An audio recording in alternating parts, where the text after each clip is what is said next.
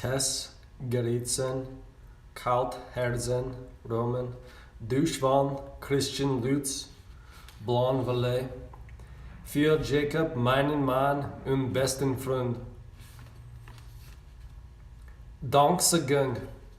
Herzlich dank ich Emily Bessler für ihr freundliches und Bestand Nichts Lektorat David Bowman, dafür dass mich von seinen Kenntnissen über die russische Mafia profitieren leib und den Transplantationskurden Autoren Susan Pratt vom Penobscot Bay Medical Center und Bruce White vom Maine Medical Center für die durch sei eröffneten unschätzbaren Einblick ins Organspendverfahren.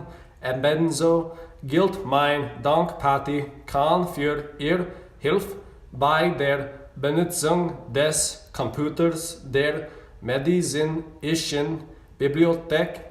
John Sargent aus Rockland, mein für sein Beratung und Roger Pepper für die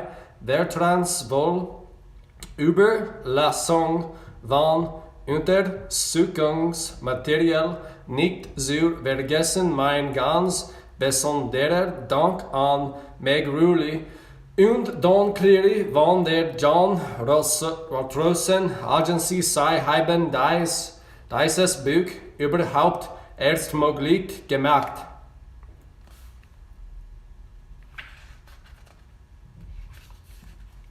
Eins. Er war klein für sein Alter, kleiner als die anderen Jungen, die in der Unterführung in Arbeitskeier betelten, doch mit 11 hat er schon alles ausprobiert. Er raucht seit Jahren Zigaretten, stahl seit er 8 war und ging seit 2 Jahren auf den Streik. Letzteres macht Jakob nicht besonders, aber Onkel Miska bestand darauf. Why sollten sie sonst Brot und Zigaretten kaufen? Als kleinster und blonderster von Onkel Miskas Jung trug Jakob die Hauptlast des Geschäfts. Die Freier bevorzugten immer die Jungen und Blonden. Das Fehlen seiner linken Hand scheint sei nicht zu stören. Die meisten bemerkten den verkümmerten Stumpf gar nicht. Sie waren so angetan von seinem zärtlichen Wuchs, seinen blonden Haaren und seinen unerschrockenen blauen Augen.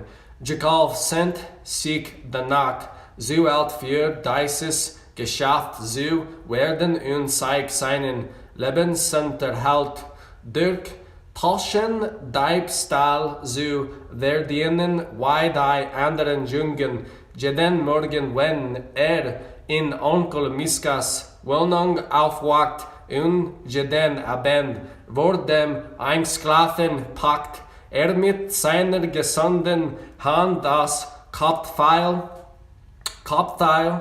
seiner Pflicht und legt sich in der Hoffnung, seine Grube wenigstens ein paar Millimeter hinzuzufügen. Jakob war klein, weil er aus einer verkümmerten Leine stammt, die frei, die in vor 8 Jahren in Moskau allein zurückgelassen hat, war auch verkrüppelt gewesen.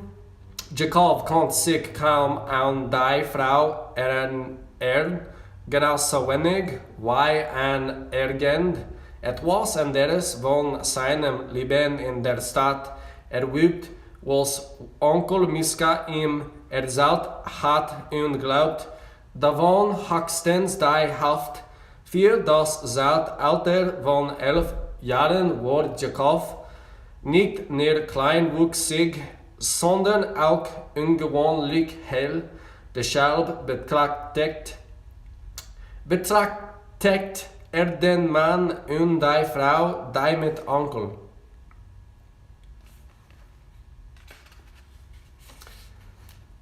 Miska am Tisch übergeschafft sprachen auch mit natürlicher Skepsis. Das Paar war in einem groben schwarzen Wagen mit getonten Scheiben fortgefahren. Der Mann, Eibgregel und trug einen Anzug mit passender Krawatte und Schuh aus echtem Leder. Nadja, die Frau, war ein Blonde in einem Rock und einer Jack aus Elderwohl.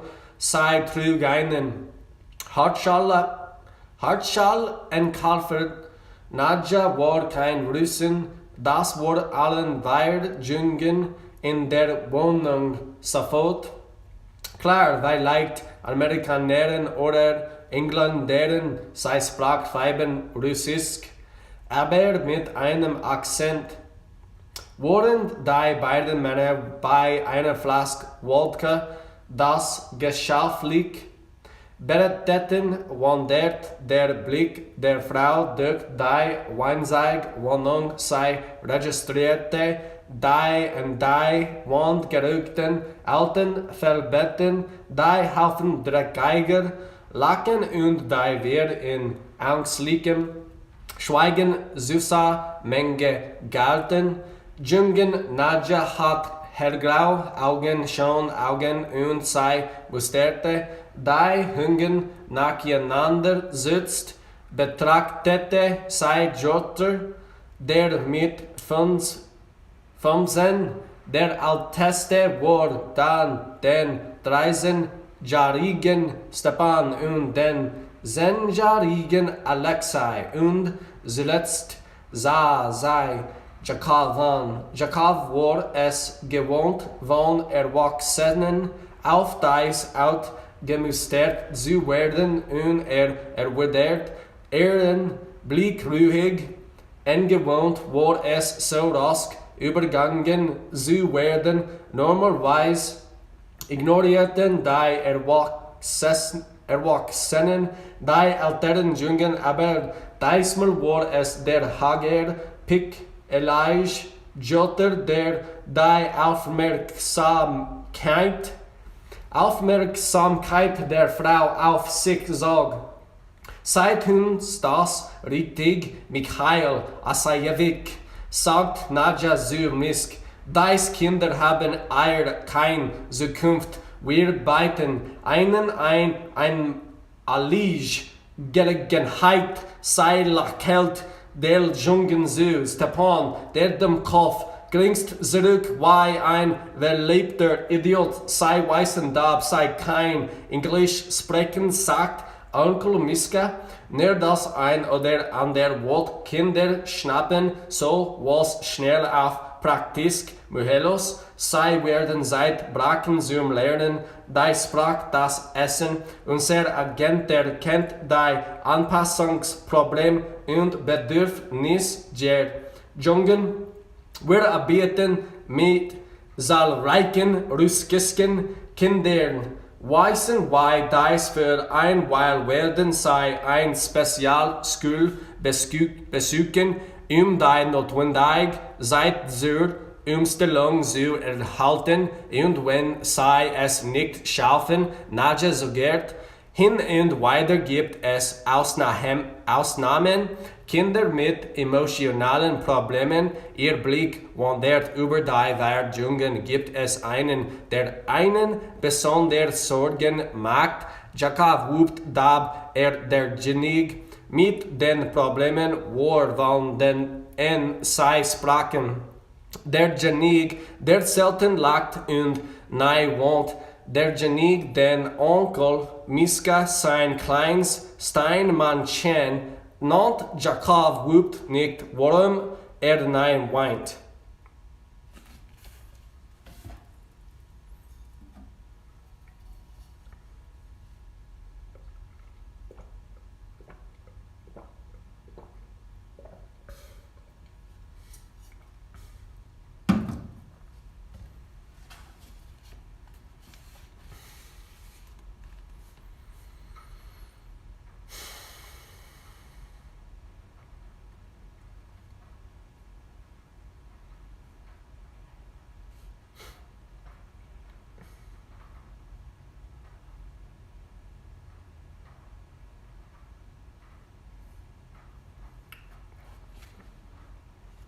Wenn den anderen Jungen war getan vergossen sei grob Tränen. Jakob dagegen schaltete einfach auf total Maßschieb, so wie ein Versehen Spatabens, wenn der Sender aufgeschaltet hatten.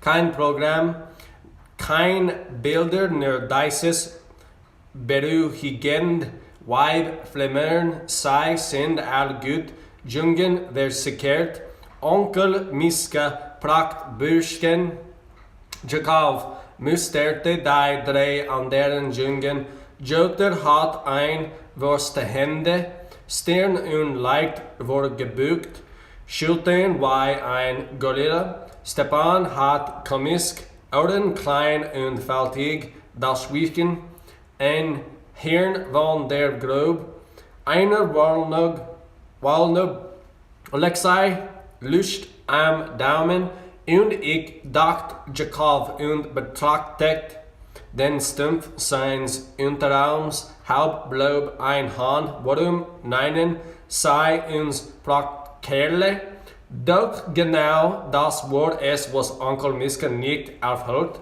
zu betieren, und die Frau nicht, ja es waren gut Jungen, gesund Jungen, selbst ihr Sohn sind in Ordnung, betont Misk klein Bibchen verfault, und sehen sei wie grob Joter ist, der das seit ein Bibchen unter Art ausgräber seid auf Jakob, und was ist mit seiner Hand passiert?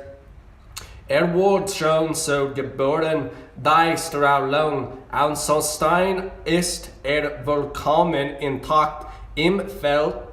Nur die Hand, das sollte kein Problem sein, sagt Nadja und erhob sich von ihrem Stuhl. Wir müssen aufbrechen, es wird Zeit, schon so bald. Wir haben einen Terminplan, eins erhalten, aber ihre Kleidung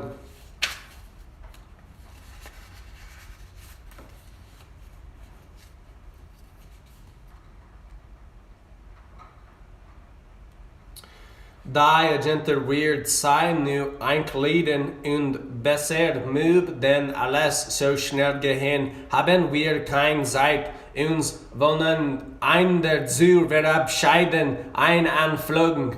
Wann Vergärung blitzt in den Augen der Frau auf, aber nur einen Moment, wir wollen unser Anschluss nicht verpassen. Onkel Miska sah sein Jungen an, sein Jungen, die weder durch Blutsband noch Leib, sondern allein durch gegenseitig Abhängigkeit und Bedürftigkeit eingebunden wurden, umarmt einen nach dem anderen. Als zu Jakob kam, trug er in ein wenig enger und langer.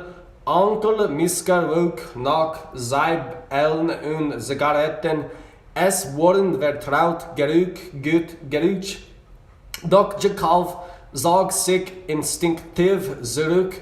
Mochte es nicht umarmt oder berührt zu werden von niemandem.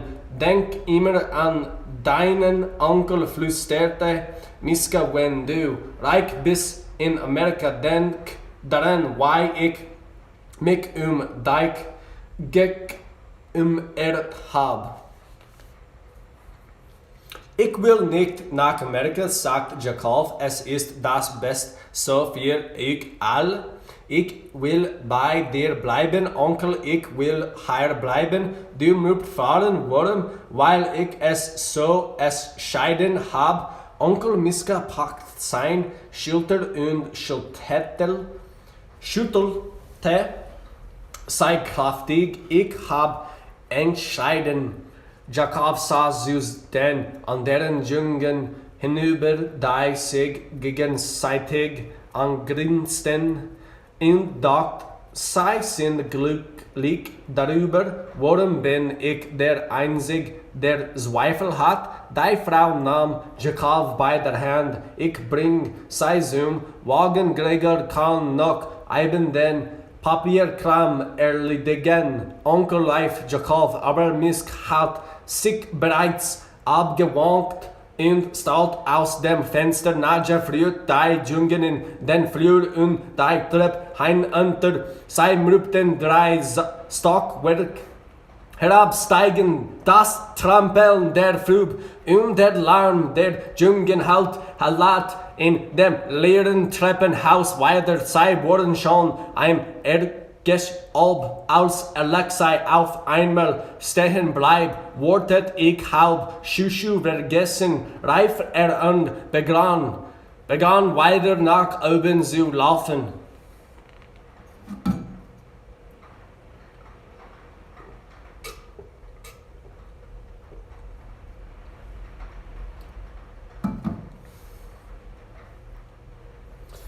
Komm zurück, rief Nadja. Du kannst nicht da hochlaufen. Ich kann ihn nicht erlassen, antwortete Alexei. Komm sofort zurück. An Schuschu kommt nicht mit. Wer zum Teufel ist Schuschu? Fragt sein ausgestopfter Hund. Hat ihn schon ewig blickt ein Treppenhaus nach oben und in diesem Moment sah Jakob in ihren Augen etwas, was nicht verstand. Sah früh. Sie stand da, scheinbar war der wohl, ob sie Alexei folgen oder ihn aufgeben sollte, als der Junge mit dem zerfledderten Schuschu die Treppe hinunterkam.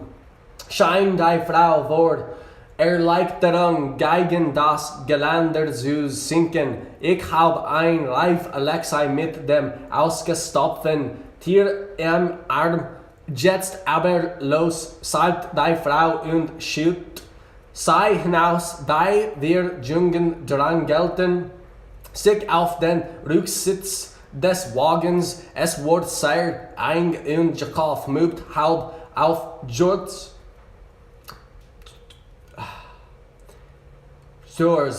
Schobs sitzen. Kannst du deinen nockigen Arsch nicht woanders hinten Nordjutz?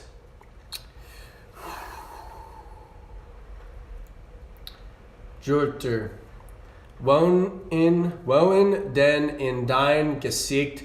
Jurter schubst ein, schubst zurück. Hör auf, befahl die Frau auf dem Wortesitz. Benimmt ich aber hier hinten ist nicht genug Platz, nur Geld. Jurter. Dann macht Platz und seid still. Die Frau blickt zum dritten Stock des Hauses, hoch zu Miskas Wohnung. Worauf wollten wir? Fragt Alexei aufgeregt.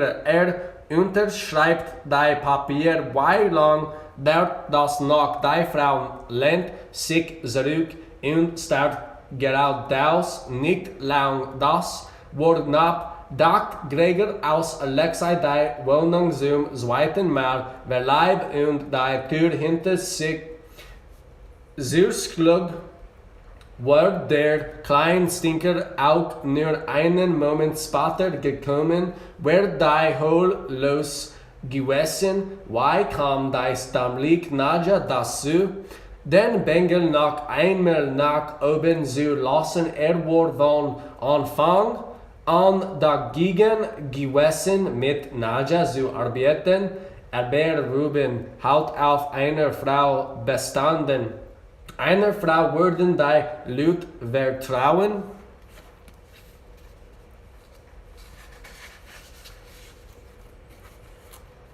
Die Schreit des Jungen verhalten im Treppenhaus bewährt. Unten ein Tür schlug. Gregor dreht sich zu dem Zuhälter Miska stand am Fenster und starrt auf die Schraube zu dem wagen in dem, die wir Jungen saben. Drückt sein Hand an die Scheib.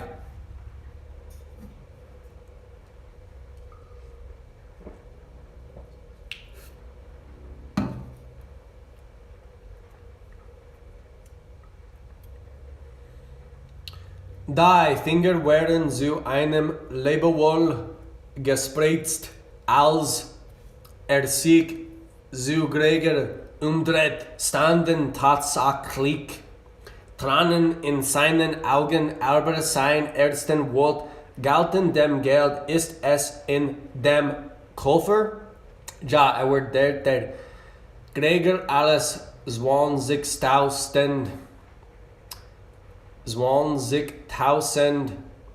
amerikanisch Dollar, $5.000 pro Kind. Auf diesen Preis halten wir uns nicht. Ja, selbst Miska und Strick zeigt mit der Hand über das Gesicht, ein Gesicht, in dessen Rücken zeigt die Rücken, Bohnen so weil Wodka und so weilen Zigaretten deutlich Absicht nicht. Sie werden auch bestimmt von anständigen Familien adoptiert werden. Nadja wird sich darum kümmern, sie liebt Kinder, müssen sie wissen, dass für das Tätigkeit entscheiden missgebracht ein Mattes Leichen zustande. Vielleicht kommt sie auch für mich ein amerikanisches Familie finden. Gregor mögt ein vom Fenster weglocken. Er weist auf den Koffer auf dem Tisch. Los sollen sie nach, wenn sie wollen. Miska ging zu dem Koffer und ließ das Schloss aufschnappen.